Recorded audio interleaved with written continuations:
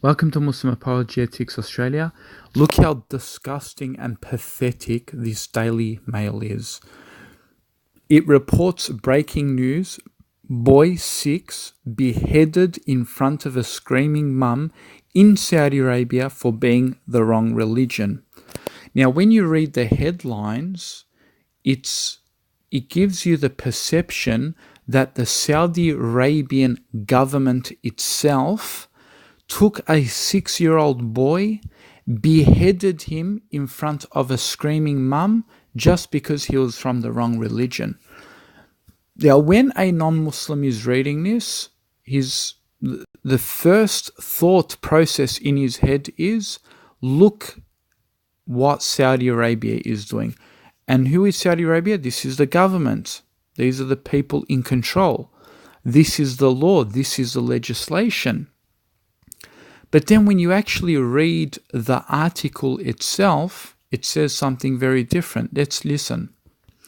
It says, taxi driver hauls boy 6 from a cab, then beheads him with a shared glass as his screaming mother fought to save him in Saudi Arabia. It says, a 6-year-old boy was reportedly beheaded with a shed of glass as his mother desperately tried to save him. Zakaria al-Jabbar was in a taxi with his mother on their way to the shrine of Prophet Muhammad in Medina. When the driver stopped the car and forced the boy out, he dragged him to an area near a coffee shop in Al-Tilal neighborhood before smashing a glass bottle, reports. The taxi driver slit his throat with a shard of glass before stabbing him repeatedly as both his mother and nearby police officer attempted to stop the brutal attack.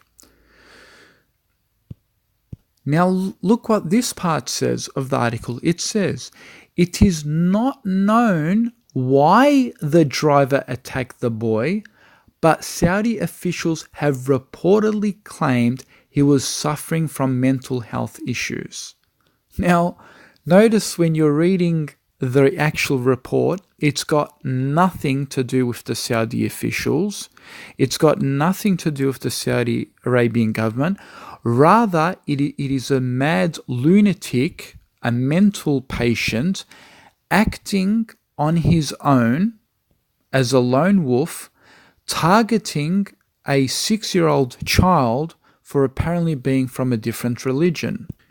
The article continues to say, the group said that an unknown man had asked the mother if she was a Shia moments before the attack happened.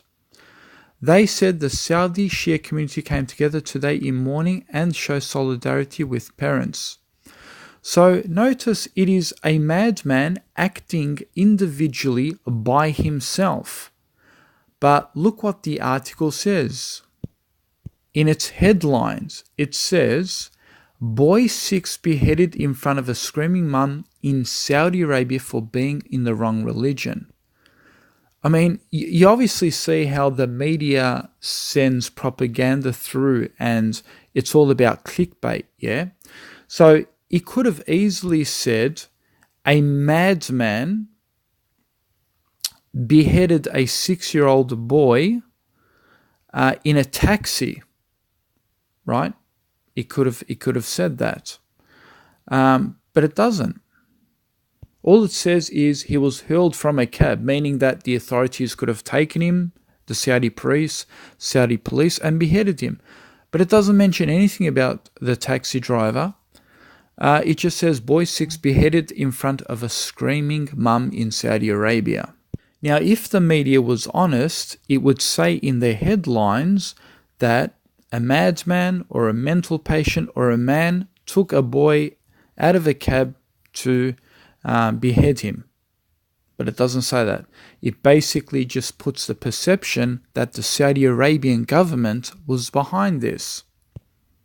Now, it gets even more interesting. Notice how they say beheaded. Now, beheaded means to remove the head from the torso, from the body. But was the actual boy beheaded? No, let's read the report. When you go to the report, it says, The taxi driver slit his throat with a shard of glass before stabbing him repeatedly. So it doesn't seem like it's a total beheading. It just says it slit his throat and he started stabbing him repeatedly.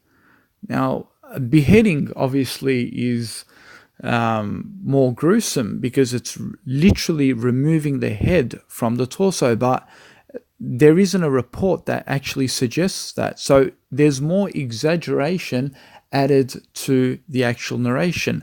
And I'm not downplaying it to say, slitting isn't bad. Of course, slitting is bad, but notice the words they use: behead, and that didn't obviously happen. So the boys obviously lost his life, but I don't believe he was beheaded. They used broken glass to actually cut his neck. I can't see how you can actually remove a boy's head using broken glass. So it's ridiculous for them to even use the term beheaded. Obviously, he's acting upon his own lunatic behavior. Islam does not allow such a thing to happen. Especially to a 6-year-old. You could have the most extremist groups and terrorist groups such as ISIS, for example. Not even they themselves actually believe that you can kill a child who's an apostate. They actually judge even... The youngest they judge is about 13 or 14 years old when they reach the age of puberty. You can go through their reports. That's what they do. They actually kill apostates who reach the age of maturity. And to them, the age of maturity is puberty, 13, 14, and so forth. But a 6-year-old boy, no. So not even a terrorist group like ISIS believe in that. So it's obviously this act is done by a lunatic but of course, the Daily Fail was pretty probably upset that the original report says it's done by a mental case, a person who took the case in his own hands, and it has nothing to do with Saudi authority. But, the Daily Fail got really, really desperate and thought, man, yeah, look, this story sucks. We wish it was the actual Saudi Arabian government responsible for this, but damn, it wasn't them. So let's just put in the headlines and we will create this magic clickbait just to, put more propaganda against the Saudi Arabian government. But then when people do read the statements in the actual report, then it's not going to look so great in the story. But this is just absolute disgusting reporting. Through their headlines, the way they use exaggeration, the way they use the term Saudi Arabia, which has nothing to do with the actual Saudi Arabian government. It's really disgraceful, absolutely disgraceful. If you read the article, it says they don't know why the driver attacked the boy, and the official claims he is suffering from mental illness. So clearly Daily Mail intentionally used the wrong headlines to spread hate for Muslims. And then you have people in the comments like John Hurston says, religion of peace. Oh my God, that's not a religion, but that's evil. And notice they're all attacking the religion, but they're not attacking the individual, right? And this is the propaganda the media spreads, right? No, not a single one of them can actually prove where Islam legislates the murder and the killing of an apostate who is 6 years old, 5 years. Even, like I said, even the most extremist groups don't even believe in that.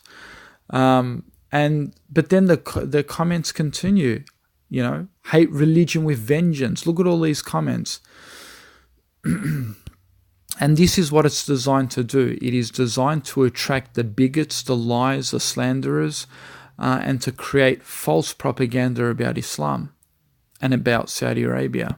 Look at what Chris Berra says. He says, who says religion doesn't hurt people? Again, this man has acted upon his own interpretation, his own. It's not even, he can't even say you can't even say it's his own interpretation, because nowhere in the Quran or in the Hadith does it actually say you can kill a 6-year-old child because he's an apostate. There is no legislation of killing children. So these disgusting Islamophobes will lynch at the opportunity to blame Islam and to blame the religion and say, oh, look, it's a religion of peace. But not a single one of those cowards can bring a single statement from the Quran or from the Hadith which legislates to kill a child who's an apostate.